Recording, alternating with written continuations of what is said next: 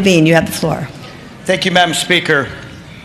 On Monday, on the Privileges and Elections Committee, we had a vote on the constitutional amendment, the so-called redistricting amendment, the amendment I call the gerrymandering amendment. I voted no on that, but the amendment passed out of committee. And a few minutes after casting my vote, I got a text from a friend, a fellow Virginian. And the text says, and I quote, "Why do we even bother to elect Democrats if they just willingly hand their power back to Republicans anyway? Your colleagues are bringing a bouquet of flowers to a gunfight." Madam Speaker, I know that the folks across the aisle strongly support this amendment.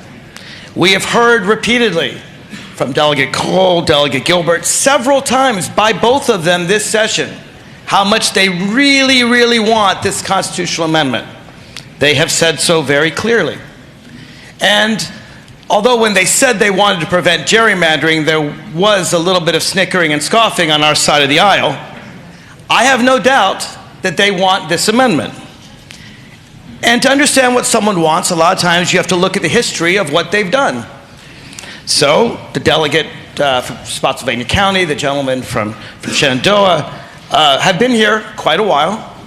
They were both here in 2011 when we had a very strong gerrymander in favor of Republicans.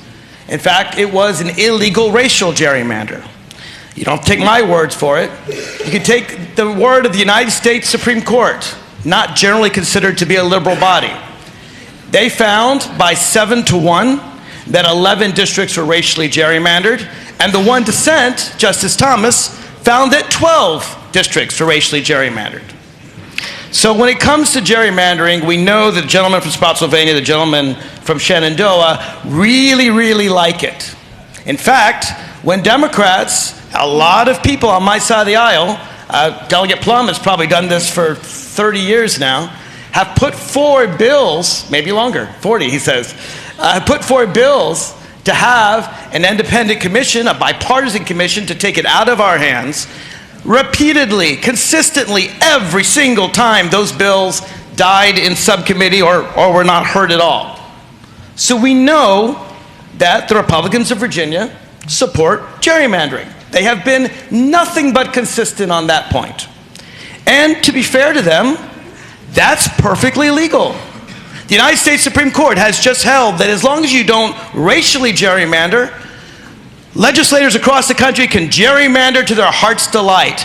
Go ahead, rig the elections, leave the voters out of it. It's just fine, says the United States Supreme Court as of last year. Just don't racially gerrymander. That's against the Voting Rights Act. But otherwise, go forth and gerrymander yourselves to oblivion. And indeed, the folks on the other side of the aisle have done just that for more than 2 decades now. So when they support this constitutional amendment, this isn't a question of sudden flip-flops and switching sides. This is a question of being consistent. How? Well, I asked some questions of the patron on Monday. I said, does the constitutional amendment allow gerrymandering? He said, yes, it does. It allows gerrymandering. Are there any restrictions in the constitutional amendment against gerrymandering? No, there are none. There are none. All the constitutional amendment requires is the gentleman from Spotsylvania and the gentleman from Shenandoah to agree, and suddenly it goes to the Supreme Court. The whole commission system gets thrown out the window if the two of them want that to happen. Doesn't matter if 8 citizens want us to do independent commission. It doesn't matter if the other 6 legislators want it. If those 2 want to go to the Supreme Court, it goes to the Virginia Supreme Court. And what will the Virginia Supreme Court do? Well, the constitutional amendment tells us in 11 words. It says, the district shall be established by the Supreme Court of Virginia. That's what it says. No more, no less. No guardrails, no criteria, no independent commission. They get to decide. They get to decide on their own. Now, Democrats, including my colleague, Delegate Price, have proposed an alternative. We have said, let's have a true bipartisan commission. That's in HB 1256. And we'll get it right for 2021. We'll put a constitutional amendment in by 2022. It will be permanent. It will be done right. But the constitutional amendment that we're voting on, everyone agrees is flawed. I actually haven't met a single person yet, maybe someone will come to me, but I've not met a single person yet that says, I like this constitutional amendment exactly the way it is. Opponents clearly think it's flawed. Supporters think it's flawed. One Virginia 2021 thinks it's flawed. Brian Cannon thinks it's flawed. We even heard the gentleman from Spotsylvania say, yeah, it's not the way I want it to be.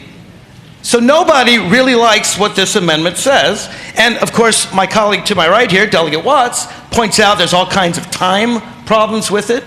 We may be having we may know our districts in September and have primaries in October.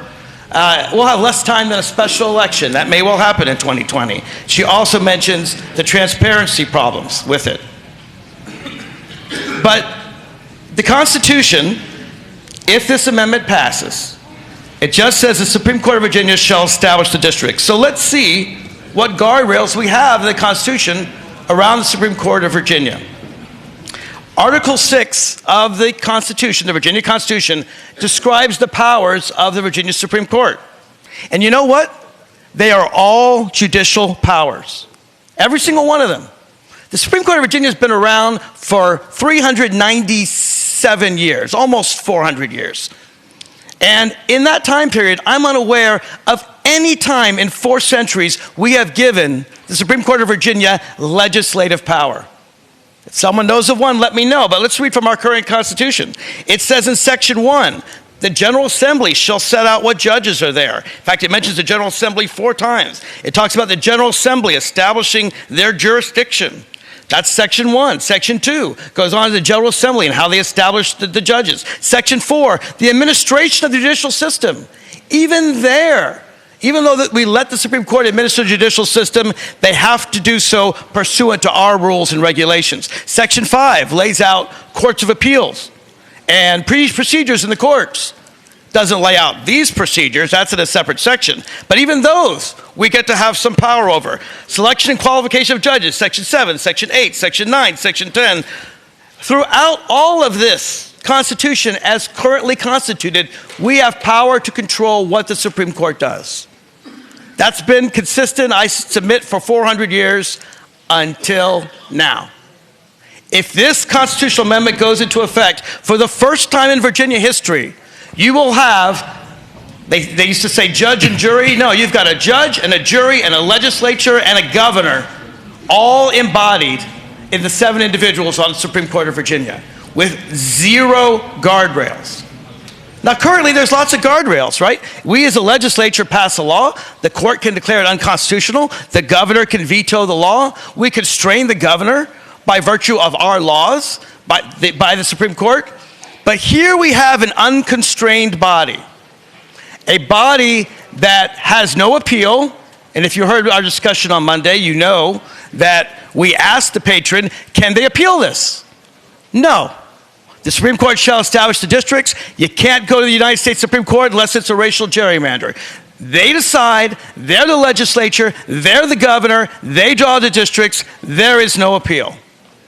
That's a lot of power that we are giving for the first time in 400 years to the Virginia Supreme Court. So who is the Virginia Supreme Court? They are people chosen by the Republican majority in this chamber, a majority of which were chosen by the Republican majority in the Senate. And I have no doubt they are good people. But I also know that people who want bipartisan redistricting or independent redistricting want both sides to pick the people drawing the districts. They don't want the Republicans drawing the districts any more than they want the Democrats drawing the districts. This is a body chosen by Republicans, chosen for Republicans, chosen to help Republicans. I mean, let's look who's on the court. We have the judge that wrote opinions for Ken Cuccinelli. We have a sister of a sitting Republican senator. We have an ex-Republican senator and delegate. I'm sure these are good people, but they're not bipartisan. They are majority Republican. So I go back to the comment by my friend. Why are Democrats willingly giving away power? My friend understands why Republicans support this. He doesn't understand why some Democrats support this.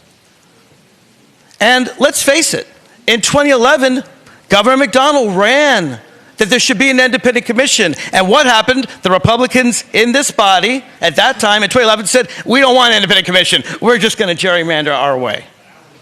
So some have said, Mark, don't worry. The enabling legislation will fix it all. We got you covered. You know, the law that we passed, the enabling legislation, that will fix it all. That still hasn't passed both bodies, but if it does, that will fix everything. Don't worry. So I asked the question of the patron of the bill. I said, when a law is inconsistent with the Constitution, which prevails? And he answered, rightfully, the Constitution prevails. And every law student in America knows that when a law and the Constitution are inconsistent with each other, the Constitution prevails. We hear of laws all the time being declared unconstitutional. We've never heard of a Constitution being declared unlawful. It doesn't happen. The Constitution wins. And as noted, this isn't in the judicial section of the Constitution. We're putting legislative power in the Supreme Court. So if we have an enabling legislation that says you can't pick your brother, which is in the enabling legislation, I wouldn't blame the senator's sister for saying, nope, the Constitution trumps the law. I can do whatever I want. And the sad part is, I think she'd be right. In fact, some people have told me, hey, Mark, don't tell them that the Constitution trumps the law. Don't tell them that they can ignore all this law. They're intelligent people. They're going to figure it out. I'm not worried that I'm telling them something they can't do. But let's say I'm wrong. I pray to God I'm wrong. I hope I'm wrong. I hope the Supreme Court ignores the power we're about to give them in the Constitution and says, I'm going to obey these laws even though I don't have to. I hope they do that. Now, we don't say in the amendment that they shall establish districts according to law. We do throughout Article 6. We say everything else they do has to be according to law. But, you know, that amendment that came to us on the last Saturday of session a year ago, that wasn't put in there. We only had a few minutes to look at it, and we didn't see according to law in there. So that's not in there. We could fix it, but we would need another constitutional amendment.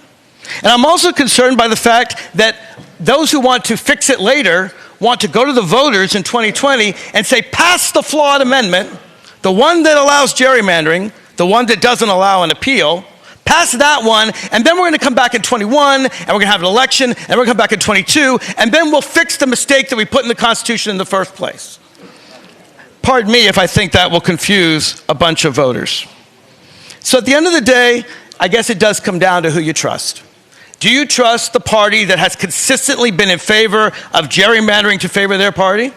Or do you trust the party that has consistently said, we want fair districts, has put forward legislation to have fair districts, and if you don't like HB 1256, we can actually do it in 2021? Who do you trust? At the end of the day, I believe that putting in our Constitution an amendment that allows gerrymandering, that doesn't allow appeal, that allows the Supreme Court of Virginia to be judge, jury, legislator, and governor, that's just not a risk I'm willing to take. And so for all those reasons, I urge everyone to vote against the constitutional amendment when it comes to the floor. Thank you, Madam Speaker.